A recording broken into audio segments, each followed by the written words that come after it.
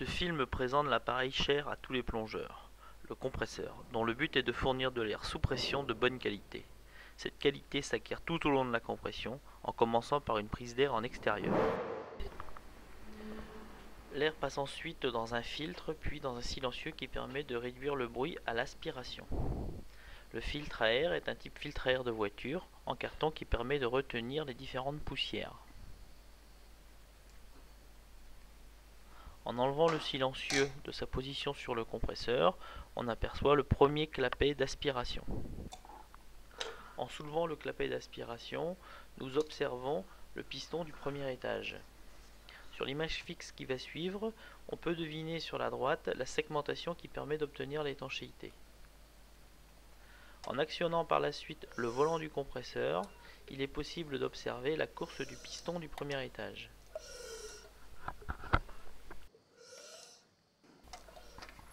Chaque étage comporte deux clapets, un clapet d'admission et un clapet de refoulement. Ici, c'est le clapet de refoulement du second étage.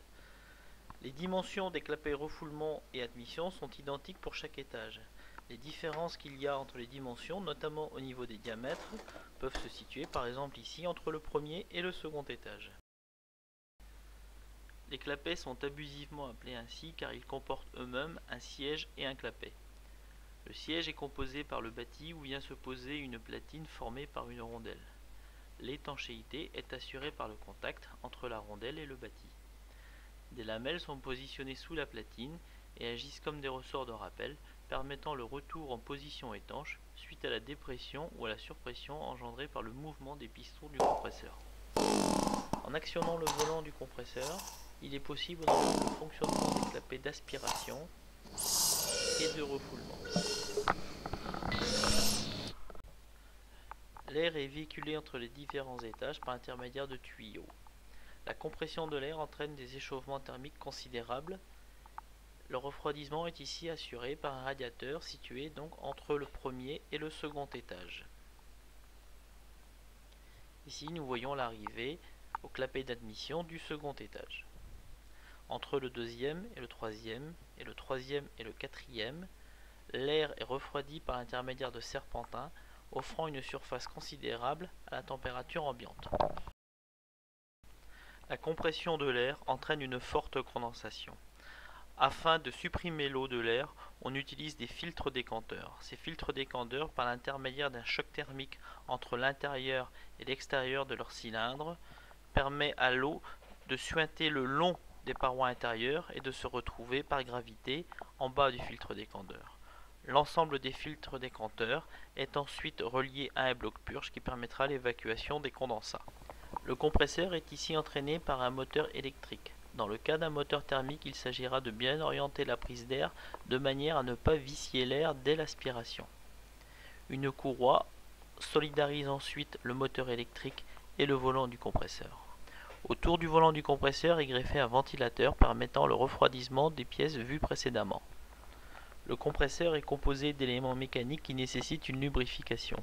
Cette lubrification peut entraîner des passages d'huile dans l'air que nous respirons. C'est pourquoi nous mettons en fin de circuit un filtre à charbon actif qui devrait être éprouvé dans la réglementation actuelle tous les 10 ans. Le charbon actif est composé de petits grains qui vont absorber l'huile. Le renouvellement de ce charbon actif devra être effectué régulièrement, ici tous les 50 heures.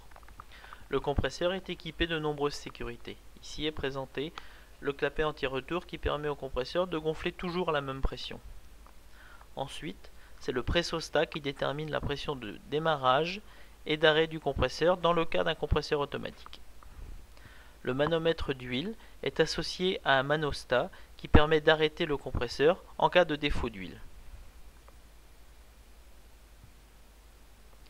Chacun des étages est équipé d'un manomètre. La flèche rouge indique la pression maximale que l'on peut observer au sein de chaque étage. Ce système est notamment très utile dans le cas d'un défaut interétage. L'entretien est assuré par rapport à un nombre d'heures. Deux opérations doivent être particulièrement vérifiées, la vidange et le changement de filtre de charbon actif. Un cahier ou une feuille reprend toutes les opérations depuis la mise en service du compresseur.